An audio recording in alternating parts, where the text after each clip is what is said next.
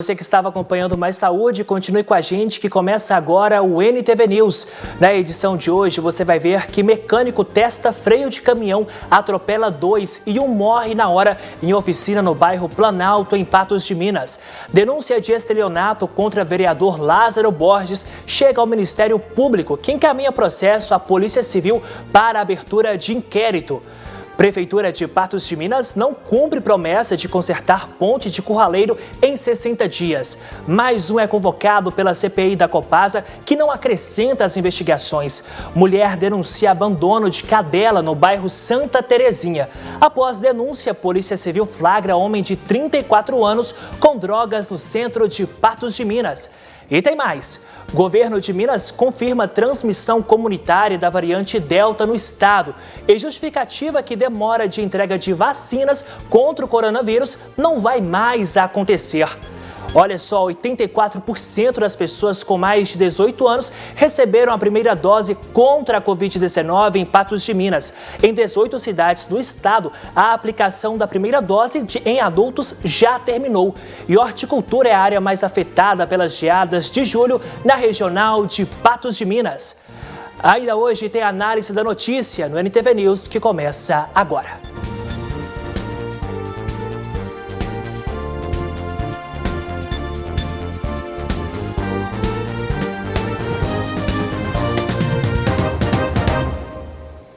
A gente começa a edição de hoje te mostrando que uma mulher procurou a NTV para denunciar maus tratos de uma cadela abandonada em uma casa no bairro Santa Terezinha. Após a nossa reportagem ir ao local, a cadela foi resgatada.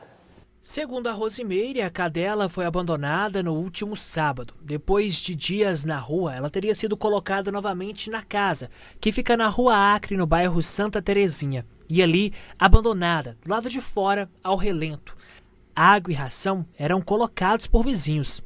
Aí, como eu cuido dos animais de rua, eu resgato os animais de rua, ajudo muito, graças a Deus, eu recebi telefonema de amigos que moram aqui, vizinhos, sobre essa cachorrinha aqui, que está aqui já há uma semana, né?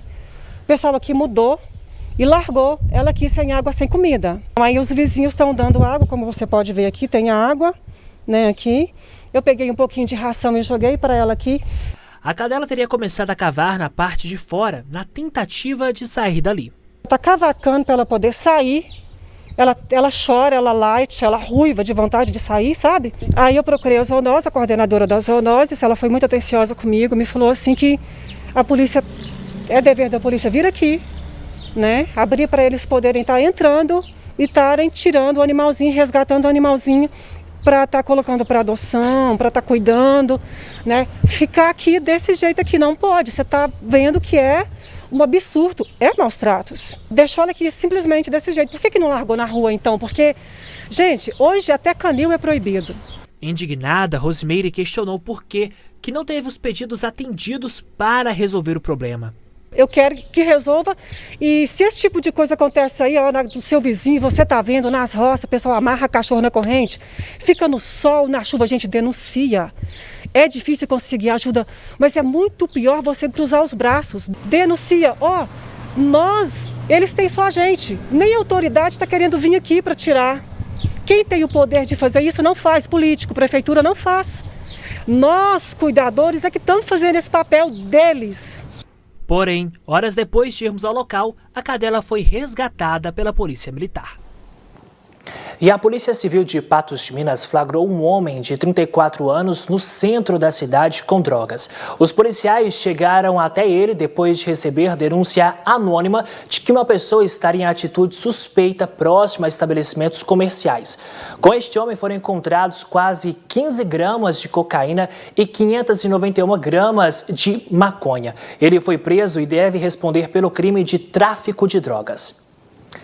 E na noite desta segunda-feira, a Polícia Militar flagrou um homem de 32 anos com entorpecentes e dinheiro na estrada da Serrinha. Ele já foi preso outras vezes pelo envolvimento com drogas. Durante a abordagem na estrada da Serrinha, a polícia militar constatou que o homem de 32 anos, que dirigia o Fiat Palio, estava com a carteira de habilitação vencida.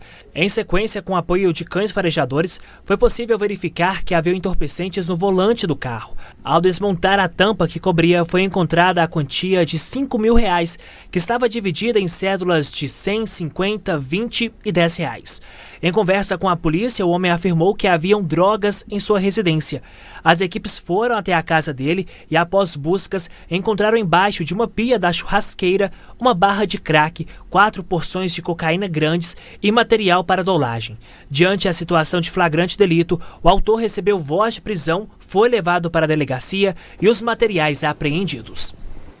A seguir aqui no NTV News, a gente fala do crescimento de focos de queimadas. E horticultura é a área mais afetada pelas geadas de julho na regional de Patos de Minas.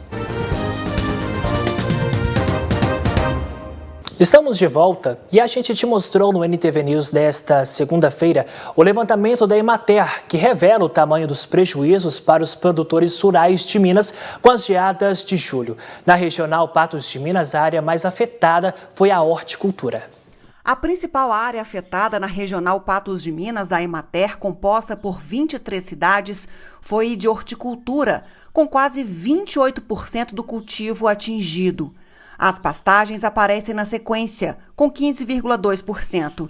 Depois, fruticultura, com 13,7% da área cultivada afetada pela geada, e grãos, 10%. Ao todo, 24 mil produtores rurais em 257 municípios mineiros registraram prejuízos com as geadas do mês de julho. Quase 32% de áreas de pastagens, grãos, frutas, hortaliças e flores foram impactadas, conforme o levantamento realizado pela Emater. E olha, todos os anos, nesta época, são registradas queimadas na nossa região. Mas com a estiagem severa, os incêndios aumentaram ainda mais. Segundo dados do Instituto Nacional de Pesquisas Espaciais, Minas Gerais registrou crescimento de 104% no número de focos nos primeiros 7 meses do ano, quando comparado com o mesmo período de 2020, 65% acima da média anual. Em Patos de Minas, as queimadas têm dado trabalho sem trégua para o Corpo de Bombeiros. Os meses de agosto e setembro são propícios para o aumento de registros de queimadas na nossa região. É um período mais quente e seco no ano, com ventos mais fortes e mais frequentes, fatores que favorecem esse tipo de ocorrência. Nessa última semana, foram várias as ocorrências registradas não só em Patos de Minas, mas também nos municípios que compõem o 12º Batalhão do Corpo de Bombeiros. Nós estamos realmente recebendo muitos chamados aqui em Patos mesmo. Recentemente a imprensa divulgou aquele incêndio que queimou cerca de 50 hectares ali após a ponte do Arco do Rio Paranaíba. Trabalhos aí de 6 horas ininterruptas de trabalho. No dia seguinte, nós tivemos um incêndio também ali passando a ponte, antes um pouco da ponte do Arco ali, naquela região do bairro Nossa Senhora Aparecida. E mais recente, nessa segunda-feira, houve ocorrência em Carmo do Paranaíba. E em Patos de Minas, um incêndio foi registrado também no bairro Ipanema, próximo ao estádio do Mamoré. Foram cerca de 10 hectares queimados. Nossas equipes estiveram lá utilizando a tecnologia de drone para a gente levantar onde que estavam as frentes de incêndio, distribuir o efetivo de forma adequada e fazer um combate o mais eficaz possível. Na maioria das situações, a ação humana é a principal causadora desses incêndios. E a prisão em flagrante das pessoas que colocam fogo nesses locais é mais difícil. Por isso, o apoio da população acionando o Corpo de Bombeiros assim que toma conhecimento do fato é importante. São inúmeras causas que nós temos, mas a principal delas realmente é a causa humana, seja proposital criminosa ou seja pelo descuido e pelo uso incorreto do manejo do fogo e gera-se um incêndio. Então é importante que as pessoas acionem o Corpo de Bombeiros o mais rápido possível. Muitas vezes a pessoa deixa passionar na hora que a frente do incêndio já está muito grande. E aí, com certeza, o controle do incêndio vai ser cada vez mais difícil. O painel de cientistas da ONU para mudanças climáticas divulgou esta semana um relatório preocupante no que diz respeito às consequências sofridas pelo planeta e pela humanidade nos próximos séculos. Nos estudos que foram analisados constam, por exemplo, que a concentração de CO2 no planeta já é 50% maior do que há um século e meio atrás. Outra informação relevante é de que a temperatura média no planeta também já aumentou mais de 1 grau Celsius, o que pode parecer pouco, mas é o suficiente para causar alterações climáticas e intensificar a ocorrência de furacões e até grandes áreas do planeta serem consumidas pelo fogo. Os incêndios florestais, eles geram uma série de impactos para a sociedade, sejam eles impactos econômicos, culturais, impactos na saúde através do ar que fica muito ruim de respirar. O Corpo de Bombeiros ele prima sempre para que não aconteça o incêndio, que nós possamos trabalhar tão somente na prevenção, tão somente em educar a sociedade. Pois é, e já aqui no NTV News a gente te mostra que 84% das pessoas com mais de 18 anos receberam pelo menos a primeira dose contra a Covid-19 em Patos de Minas. Em 18 cidades do estado, a aplicação da primeira dose em adultos já terminou. E o governo de Minas confirma a transmissão comunitária da variante Delta no estado.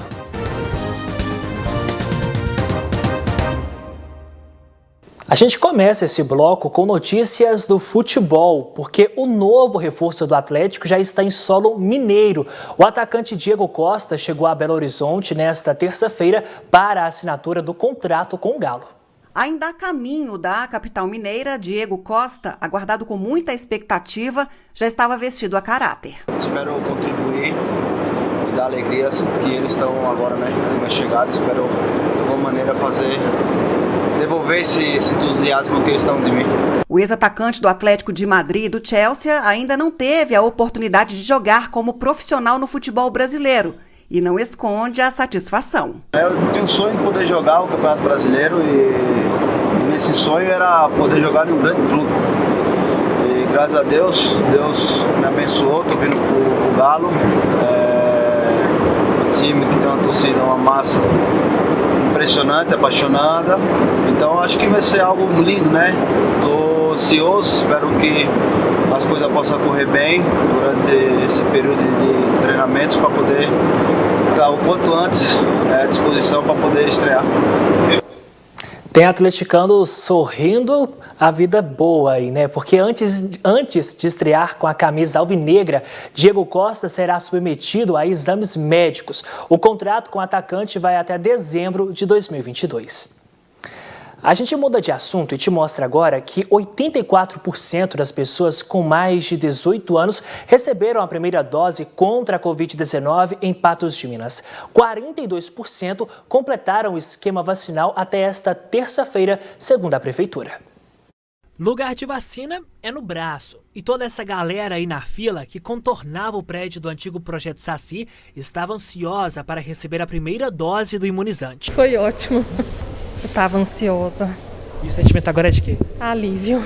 Desta vez, puderam se vacinar pessoas com 28 anos completos e a segunda dose da Pfizer para vacinados de 25 a 27 de maio.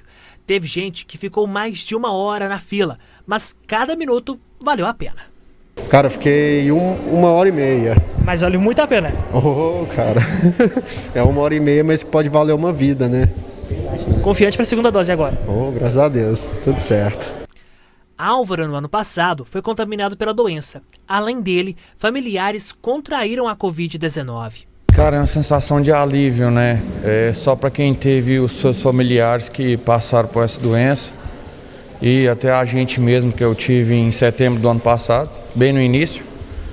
É uma sensação de alívio. Em meio a um cenário de incertezas, mas que agora começa a se desenhar dias melhores. Mas com tanta coisa para mudar, a expectativa é de que os próximos dias possam ser de mais esperança. Afinal, vacina boa é vacina aplicada no braço. A gente está muito feliz e bem realizado, sabe? Grato ao SUS e pelo governo por ter cedido essa vacina para a gente. Então, muito feliz nesse momento. Seja vida nova daqui para frente. Graças a Deus, viva o SUS. E olha, o governo de Minas Gerais confirmou a transmissão comunitária da variante Delta no estado. Apesar da preocupação pela pressão no sistema hospitalar com a disseminação da cepa, o estado reforça a diminuição de casos e mortes, além do avanço da vacinação. A Secretaria de Saúde de Minas Gerais confirmou mais um caso da variante Delta do coronavírus no estado. Agora são 12 e 8 suspeitos. Há também investigação do bebê de 9 meses que morreu vítima da Covid-19 em Patos de Minas, que pode ter sido infectado pela cepa indiana. A variante Delta circula pouco no estado, obviamente circula mais, e já temos então circulação comunitária. Casos da variante Delta, considerada tão transmissível quanto a catapora e o ebola, foram confirmados em Belo Horizonte, com 3. Divino e Unai têm 2 identificados, e Carangola, Itabirito, Juiz de Fora, Montes Claros e Virginópolis têm 1 confirmado até agora em cada cidade. O secretário de Saúde diz que o estado ampliou testes genômicos, principalmente nas cidades próximas ao Distrito Federal e Rio de Janeiro.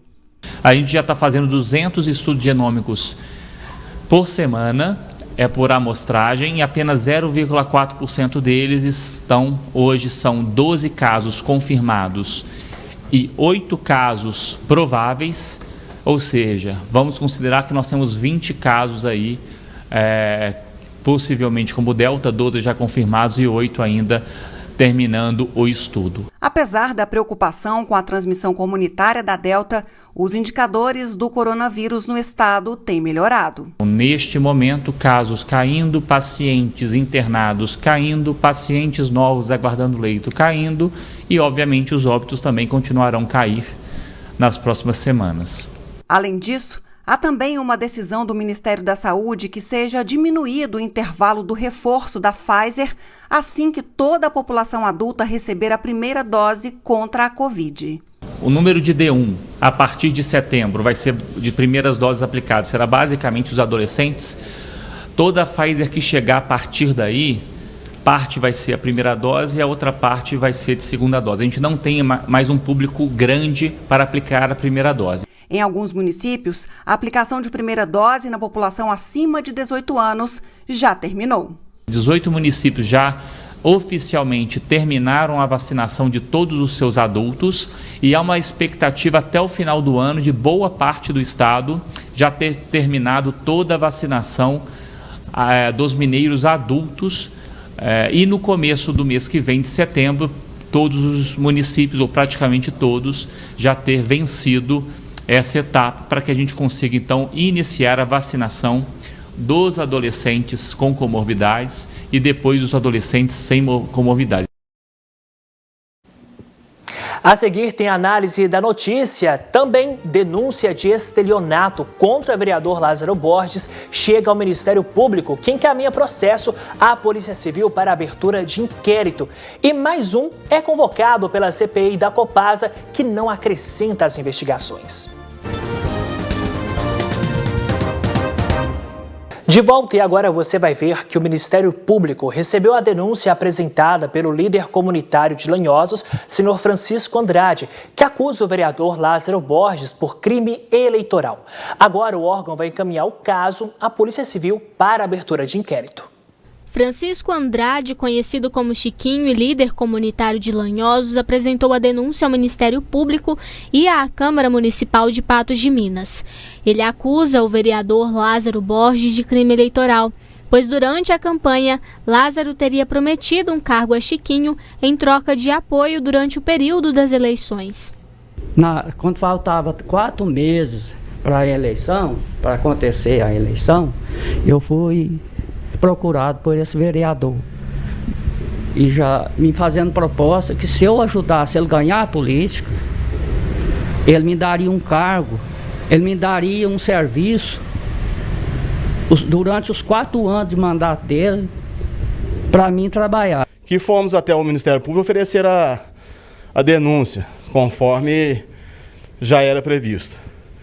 E os representantes do Ministério Público, os promotores, nos receberam com muita excelência, e acataram a nossa denúncia. O promotor eleitoral, Hamilton Pires Ribeiro, tomou conhecimento da denúncia e informou que um procedimento já estava em aberto no Ministério Público, que as denúncias da última semana foram reunidas e, a partir do que foi apresentado, a abertura de um inquérito será solicitada à Polícia Civil. E agora nós vamos requisitar a abertura de um inquérito policial à autoridade policial local, né? Porque aqui nós não temos delegacia da Polícia Federal. Vamos requisitar ao delegado regional que nomeie um delegado ou que distribua entre os delegados lá, um deles para poder apurar esse fato, né? Essas denúncias que nós temos aí, porque em tese configura um crime eleitoral, né? 2 pessoas foram ouvidas pelo Ministério Público, com denúncias relacionadas ao vereador. Ouvimos 2 pessoas que denunciaram fatos ligados a esse vereador, ligados à compra de votos nas eleições passadas. Então nós ouvimos apenas 2 pessoas, esse senhor idoso que denunciou a compra de voto a troco de trabalho, né? E uma pessoa que trouxe para nós notícias aqui de compra de votos numa comunidade rural a troco de lotes. Concluído o inquérito, caberá ao Ministério Público tomar as medidas diante do que for analisado. E se for caso de denúncia, denunciar. Se for caso de outro tipo de procedimento penal, nós vamos tomar as medidas legais cabíveis, né? Que hoje são muitas, vamos dizer assim, são muitos caminhos que podem acontecer depois da completa apuração do crime.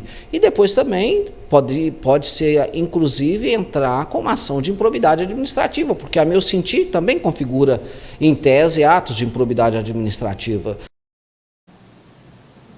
Assunto, então, que abre a nossa análise da notícia desta terça-feira. Comigo, jornalista e apresentador aqui da NTV, Gui Boaventura. Gui, e nesta quinta-feira haverá reunião e os vereadores tomarão conhecimento oficial dessa denúncia. Mas há indícios ou provas suficientes de que colocam o Lázaro, então, como suspeito ou não? Uma boa noite para você. Boa noite para você, Matheus. Boa noite ao nosso telespectador. Sim, claro, foram apresentadas denúncias aí que precisam ser esclarecidas, né? Essas denúncias que já passaram, essas denúncias que já foram apresentadas, inclusive, ao Ministério Público, como disse o doutor Hamilton, que já estavam lá, e o doutor Hamilton já tinha, inclusive, vendo aqui as nossas reportagens, e ele já tinha tomado providência, porque o Ministério Público não precisa de você denunciar o Ministério Público, a não ser que seja a forma da representação, quando alguém representa contra alguma instituição ou contra alguma outra pessoa, basta o Ministério Público ter a notícia que houve um crime, que ele, de ofício, ele tem por obrigação mandar abrir inquérito e apurar essa notícia. Então, agora, do outro lado, também o presidente da Câmara, a prerrogativa é dele, de ficar sabendo, de receber uma denúncia e de abrir uma comissão processante, que é uma comissão que vai investigar, que vai esclarecer, para depois isso ser levado ao plenário e o plenário decidir o que fazer. Mas ele prefere dividir, vamos dizer assim, a responsabilidade com todo mundo e mostrar para o plenário primeiro, levar isso ao plenário, que sempre e em qualquer situação o plenário é soberano para saber se acata ou não. Agora vai ficar feio para a Câmara, né? Se houver aí uma condenação na Justiça, por exemplo, de um fato que ele nem investigou ou que ele nem quis investigar. Então é preciso investigar isso aí, tanto a investigação da Câmara quanto a investigação do Ministério Público. Agora, o mais importante, o Matheus e telespectador, é que isso precisa ser esclarecido a bem, inclusive, do vereador. Tem aí uma espada, né, um facão no pescoço do vereador e ele precisa retirar isso. De que jeito? Esclarecendo, porque a opinião pública, ela tem os seus efeitos a curto, a médio e a longo prazo. Daqui um tempo alguém vai estar contando essa história e vai contar uma história de que o vereador fez isso ou fez aquilo. Não vai contar a história de que ele foi apenas denunciado. Então é preciso que haja denúncia, é preciso que haja esse inquérito aí, até para o próprio vereador ter isso como documento, né? Porque a população vai entender culpa, porque se vende a notícia dessa forma, né? E, às vezes muitas pessoas não entendem, o vereador está sendo acusado. O acusado, qualquer um pode ser, eu posso ser acusado, você pode ser acusado. Agora, você não pode ser condenado. Se você foi condenado é porque tramitou, julgou, né, e foi detectada a sua culpa e você foi condenado por ela. Agora, só a parte, fazer mais um levante aqui em relação à situação da Câmara Municipal. Um negócio assim que você sai na rua, você conversa com as pessoas. Hoje eu estive numa padaria tomando um café, agora no final da tarde, conversando com pessoas, e assim, as pessoas entendem que a Câmara está uma vergonha, né?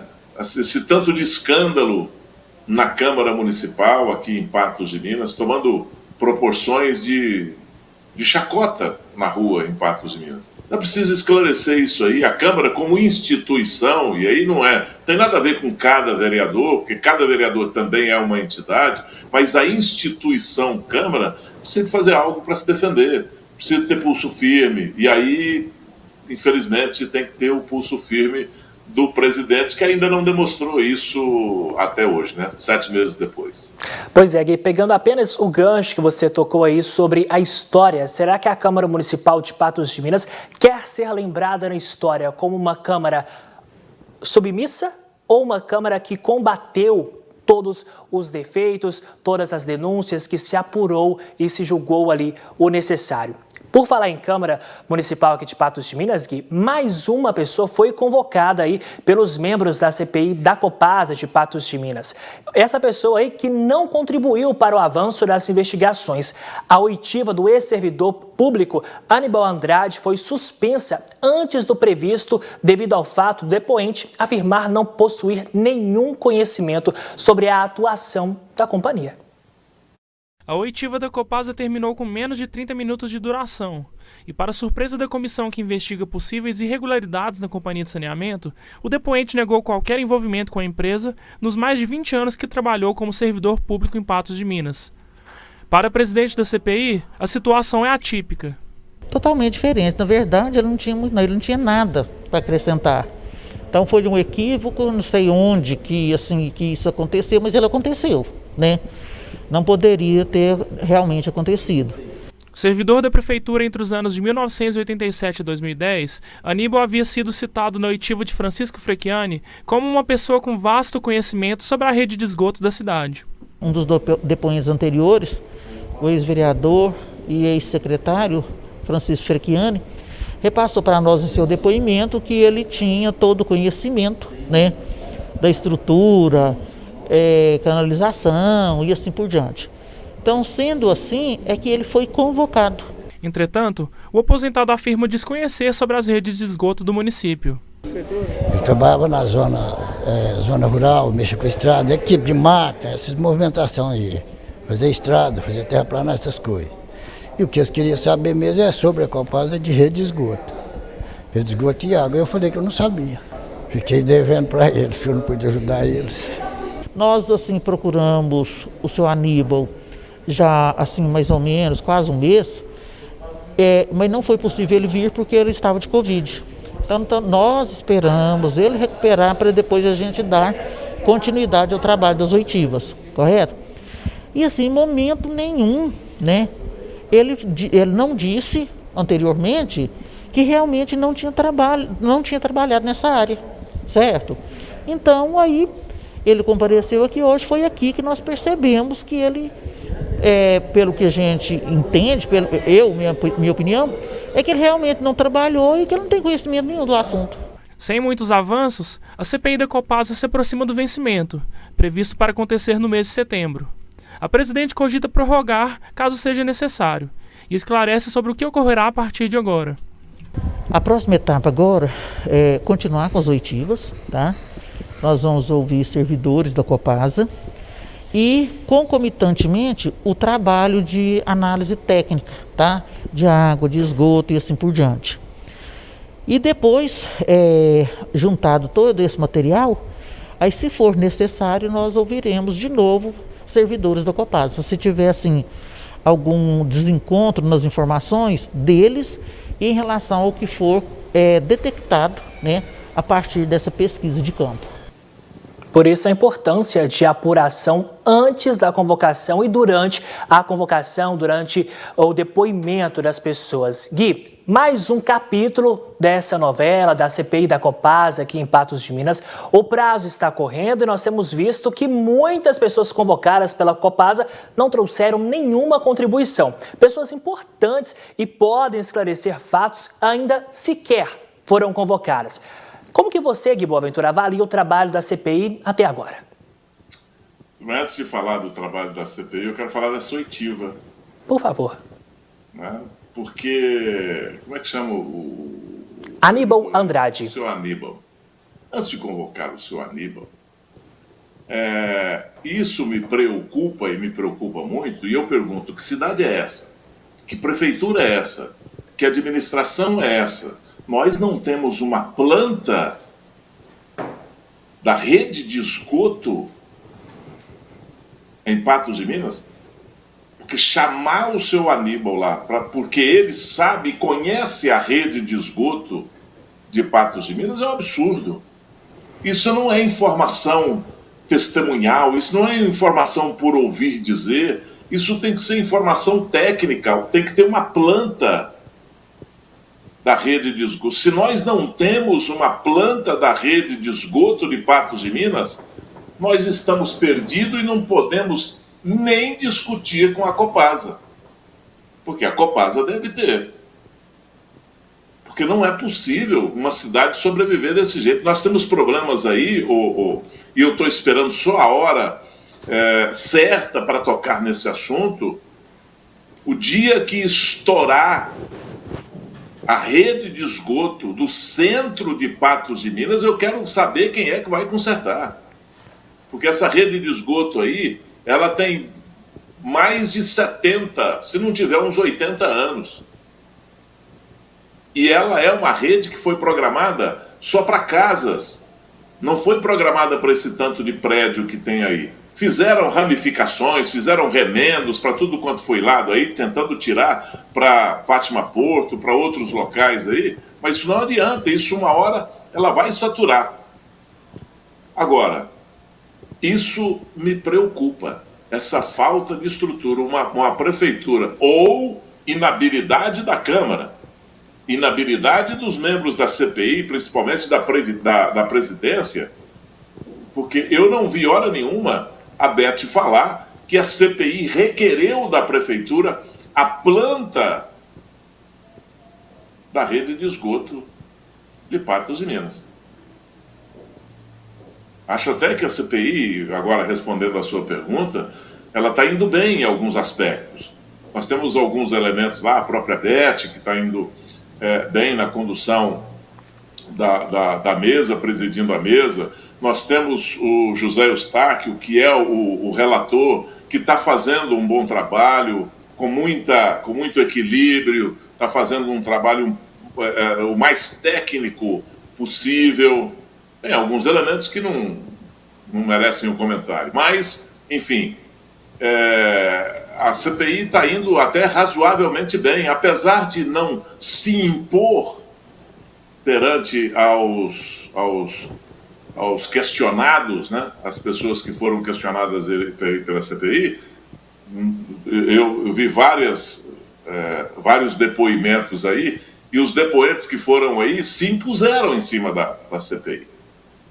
Eu acho até que a CPI tem que tirar a informação dos depoentes, mas tem que buscar a prova técnica, e eu quero ver esse lado da CPI, da busca dessa prova técnica em relação aos problemas de que ela está levantando, em relação aos problemas que ela está arguindo nesse relacionamento município e Copasa.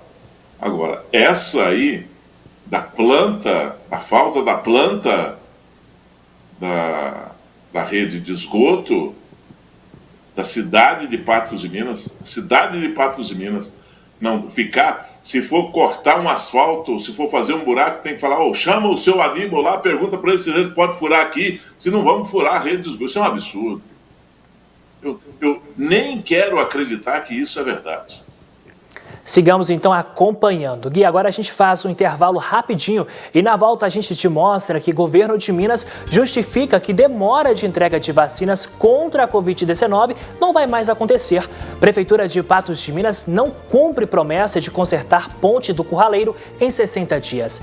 E mecânico testa freio de caminhão, atropela 2 e um morre na hora em oficina no bairro Planalto, em Patos de Minas.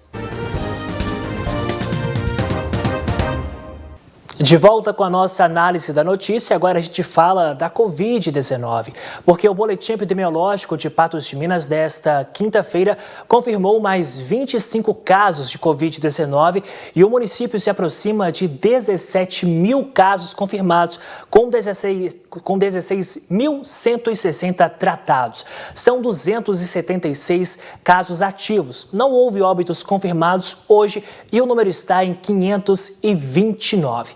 Agora a gente vai falar dos leitos, porque à exceção de leitos clínicos na rede pública, os demais percentuais de ocupação de leitos tiveram ligeiro aumento em Patos de Minas, com mais 3 internações somadas pessoas aí de Patos de Minas e também da nossa região.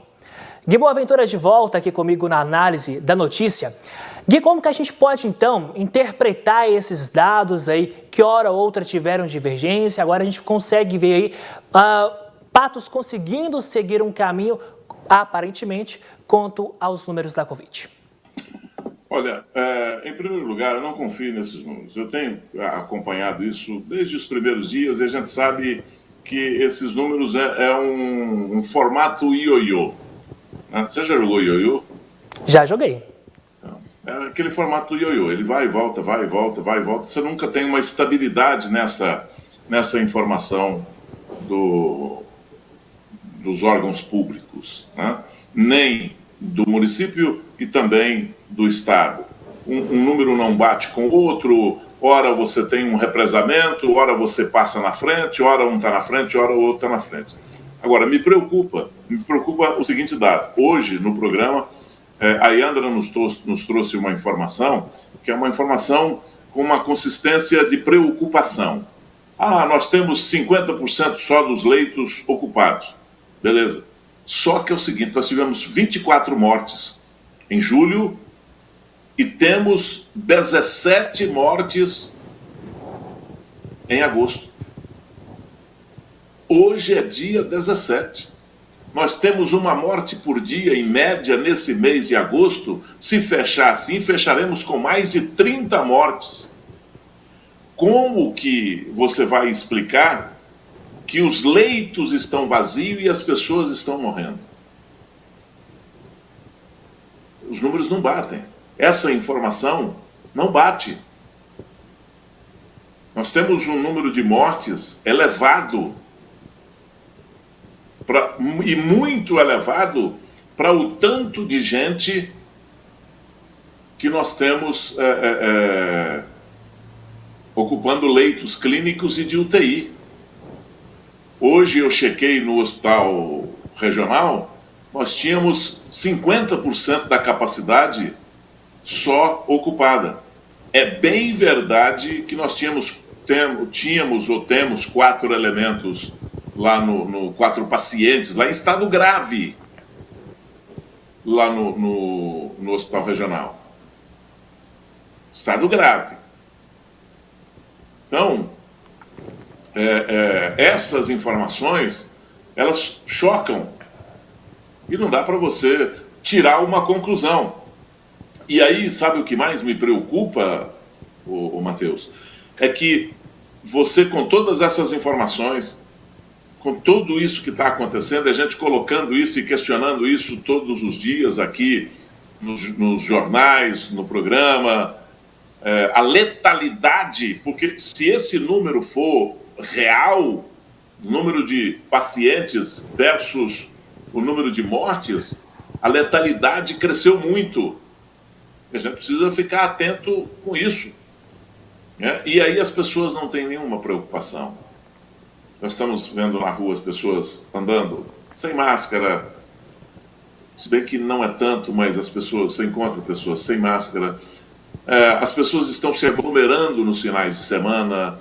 Você sai na cidade no final de semana, os barzinhos estão cheios, as aglomerações estão acontecendo, festas aqui e ali, esse modismo das chácaras em Patos de Minas, no município de Patos de Minas. Um Deus nos acuda nessa época da pandemia, porque elas estão, ora e sempre, lotadas, com festas de fim de semana, e as pessoas morrendo no hospital. Então, é muito complicado você analisar tudo isso aí. Essas informações, advindas de diversas fontes, elas não batem. Então, você fica completamente perdido. Eu imagino que só temos uma saída com dois caminhos. O caminho da vacina e o caminho do cuidado, do protocolo. Pois é, apenas que rapidamente aqui, quando a gente fala de ocupação de leitos, a gente traz em porcentagens.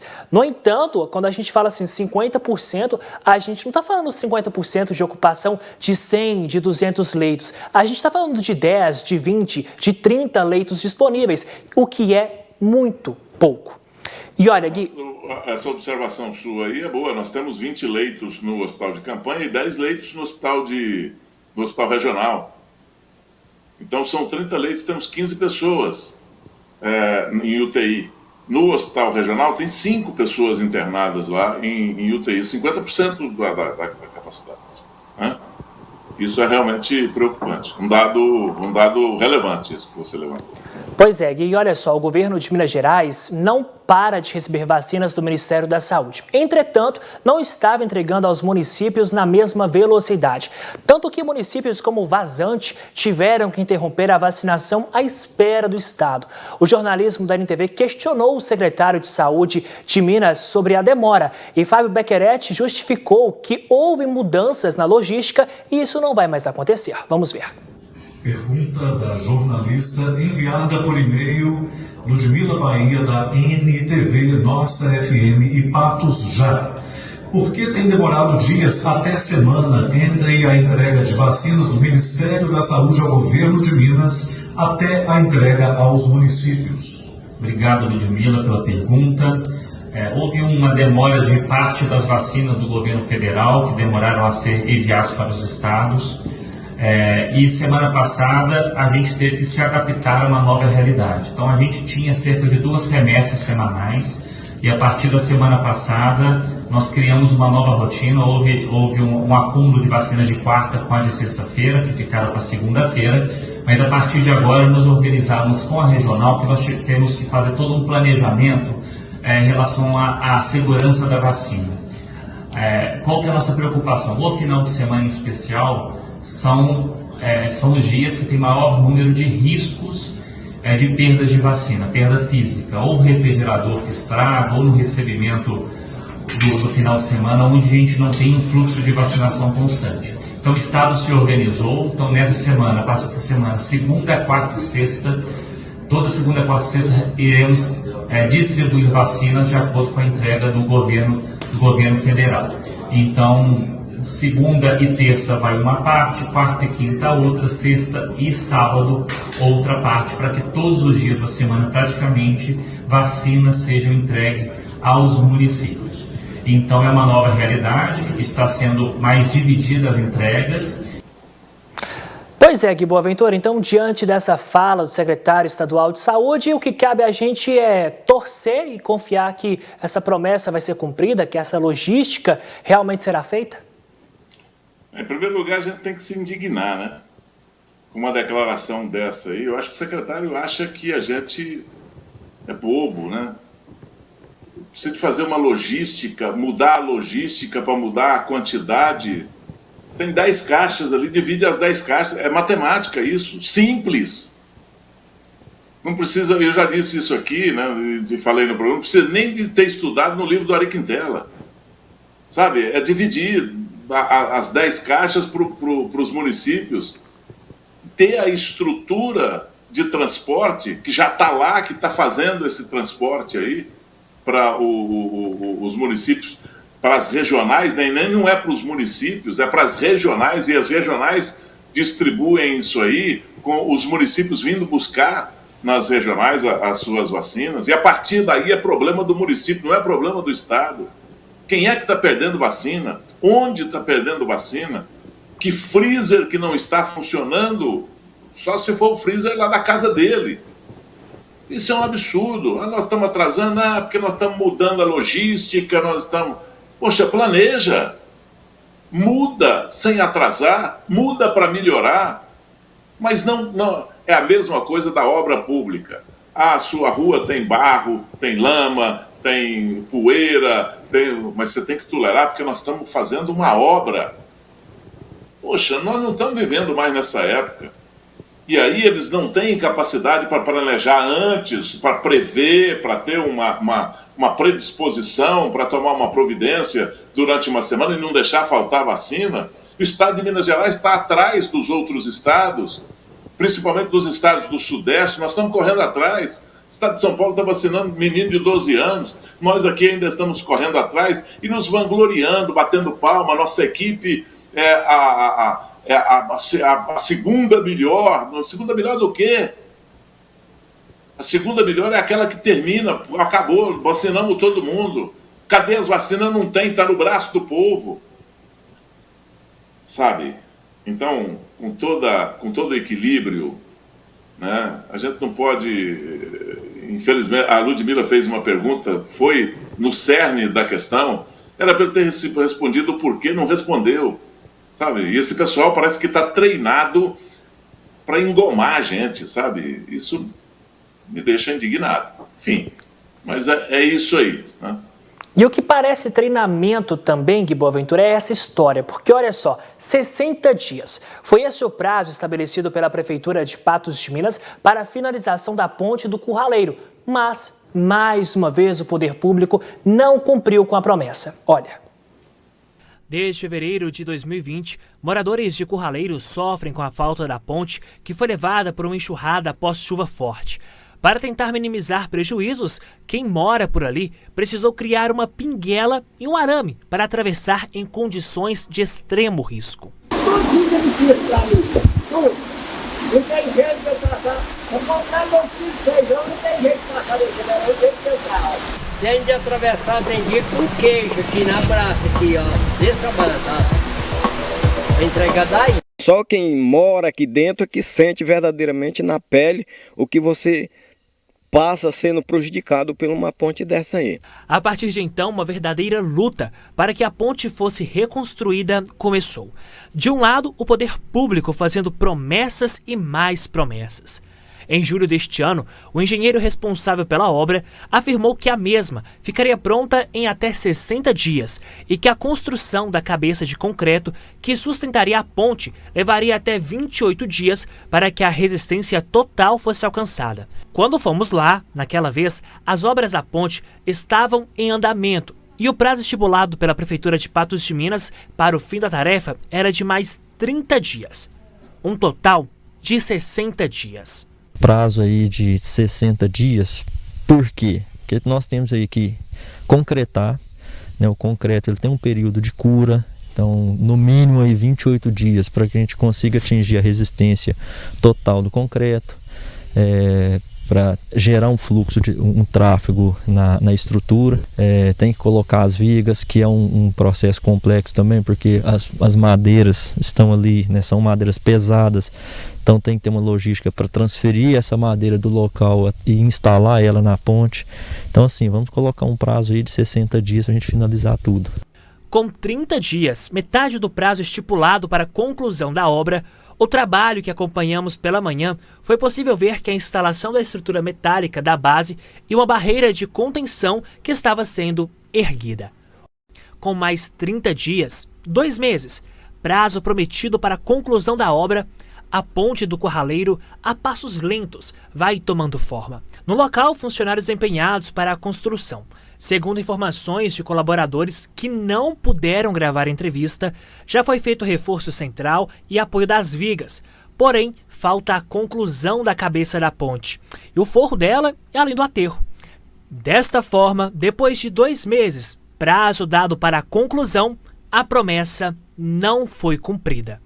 Próximo à ponte, encontramos pedaços de madeiras, alguns já se misturando com entulhos e manilhas, algumas até mesmo danificadas.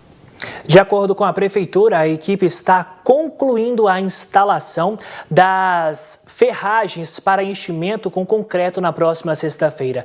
Na próxima semana serão colocados o forro e a madeira. A partir daí é preciso esperar a cura do concreto para liberar o tráfego. Gui Boaventura.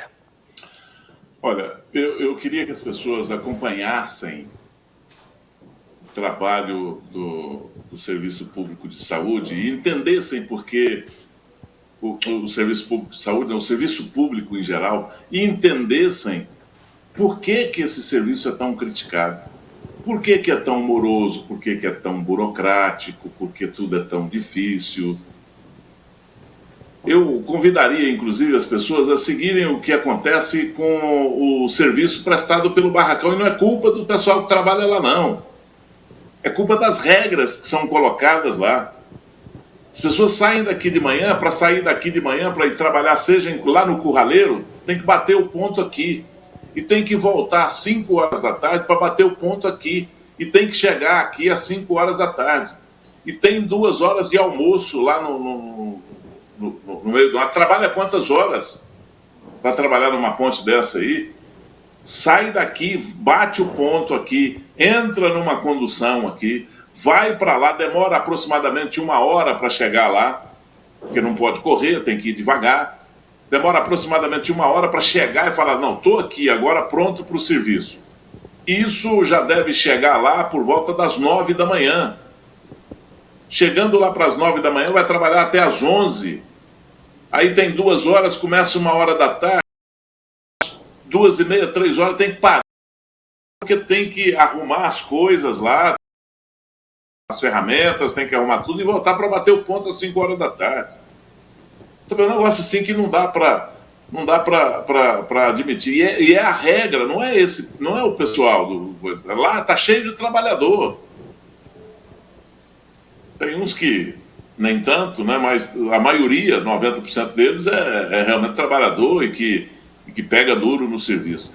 Agora, a regra é um absurdo, né? O jeito de administrar é um absurdo. E aí também não é culpa de ninguém, porque é culpa da regra, é porque negociou-se assim com o sindicato e por aí vai. E essa ponte não vai sair na data certa, isso vai sair lá para o final do mês de setembro, se sair, se não começar a chover, porque se começar a chover, aí ela vai fazer aniversário, nós vamos ter que comprar um bolinho, colocar uma velhinha de 2 anos e bater palmas para ela, para o aniversário da ponte que caiu lá no Curraleiro.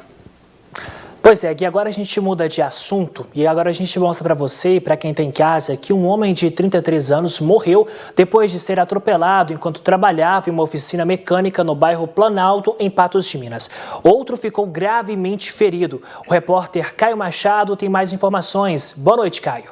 Boa noite, Matheus. Nós estamos aqui numa oficina mecânica no bairro Planalto, na Avenida José Soares Machado, onde um homem de 33 anos perdeu a vida num acidente de trabalho.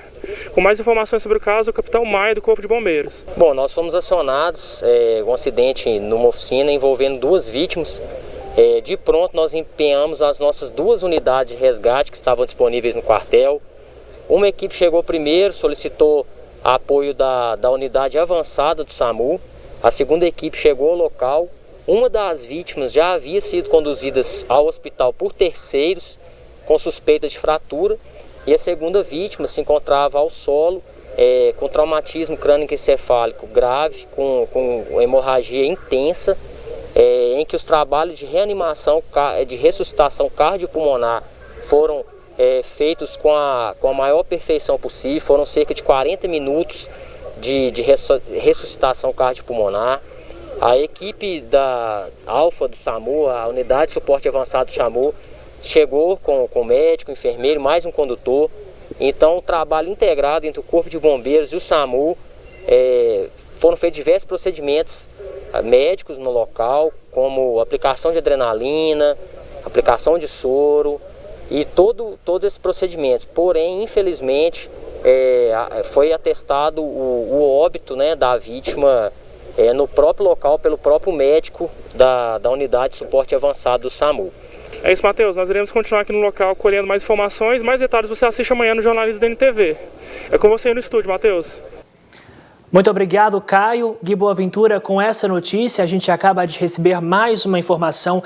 Estamos ao vivo, 8 horas, já passando das 8 horas. A informação de um homicídio no bairro Coração Eucarístico. Um homicídio registrado agora há pouco no bairro Coração Eucarístico. Essa informação, pessoal de casa, vai ter todos os detalhes daqui a pouco no patosja.com.br. 2 notícias tristes para nós encerrarmos, então, Gui, o News de hoje. Pois essa questão do acidente aí, nós não sabemos ainda que tipo de acidente que aconteceu, mas amanhã a gente fala disso.